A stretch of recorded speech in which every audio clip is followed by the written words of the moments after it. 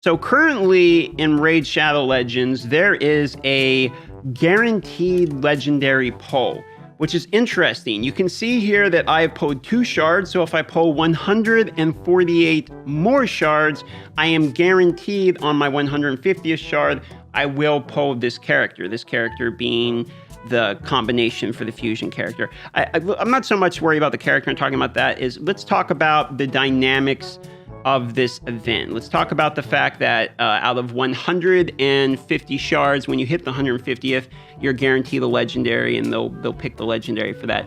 I actually like this event. Now, I know there's a few, I'm going to tell you why and why not. Okay, I'm going to give you the pros and cons of this. The pros of this is that this bar, this 2 out of this 150 bar, I really think if they can do this, we can probably convince them to show the pity timer to encourage either spending or people to be like, look how close I am to my pity. If they can show this, and they can set this doesn't reset your pity timer, it means they have the separate data for them, obviously. And if they have the separate data for them, they should be able to show this bar independently. So I do believe if they're going to show us this, please show us the pity timer as well separately at any given time. Genshin Impact, for instance, does this. It has a pull history. You can actually see everything you've pulled in the history and track that. I think that a system like that would be fantastic in my opinion. So that's the first thing I see after seeing this. The other thing is, I want to say right off the bat, this is objectively better. Okay, so for any negative criticism I have, this is objectively better than just a 10x.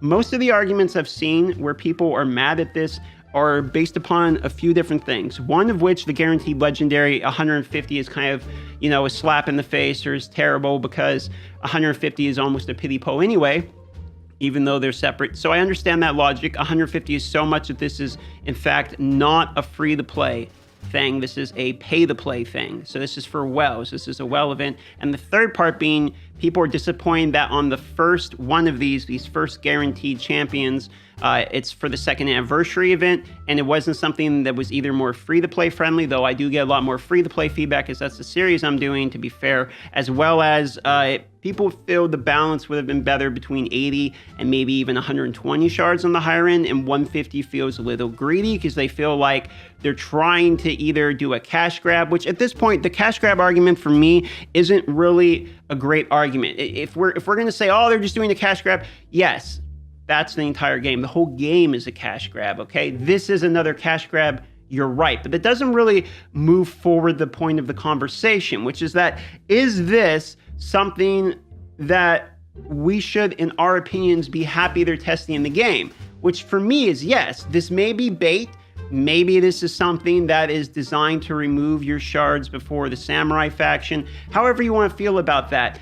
Those points that are being expressed in the community have validity to them, and I cannot take away from these points. But I've had my optimistic hat on recently, and in my personal opinion, I want to say we should be encouraging this, not discouraging this, in my opinion. And the reason is, guaranteeing a legendary is always better than not guaranteeing a legendary. This has literally never happened.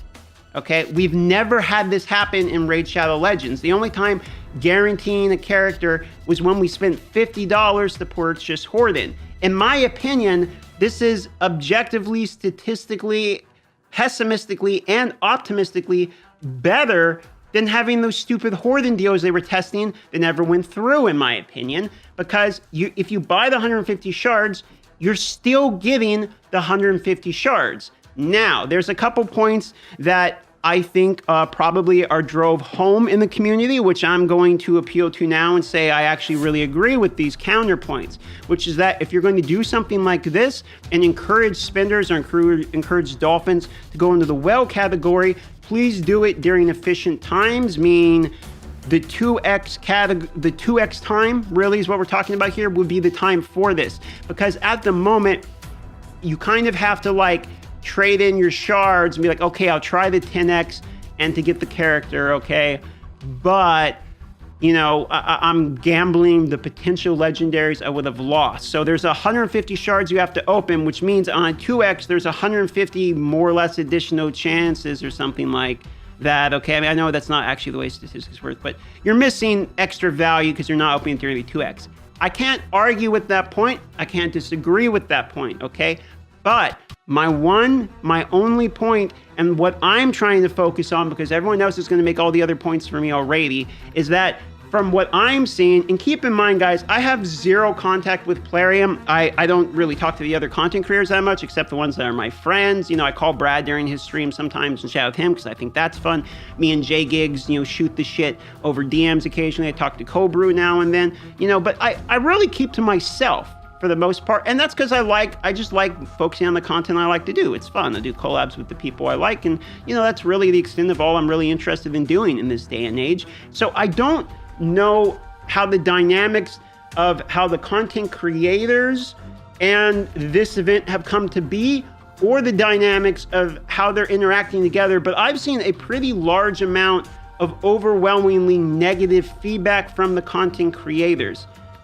I'm not disagreeing with it because I don't know what happened behind the lines. I'll tell you for a fact that when I was in the content creation program, it was actually a lot easier for me to feel really bad about every update, because most of the time in the content creation program, they would overpromise, underdeliver. So they would say, like, these are things that are going to come to the game, then when they're implemented, they're full of bugs or something, okay? Or we know ahead of time what's coming and you have access to pipelines of information. So when it comes, you're not really that excited about it.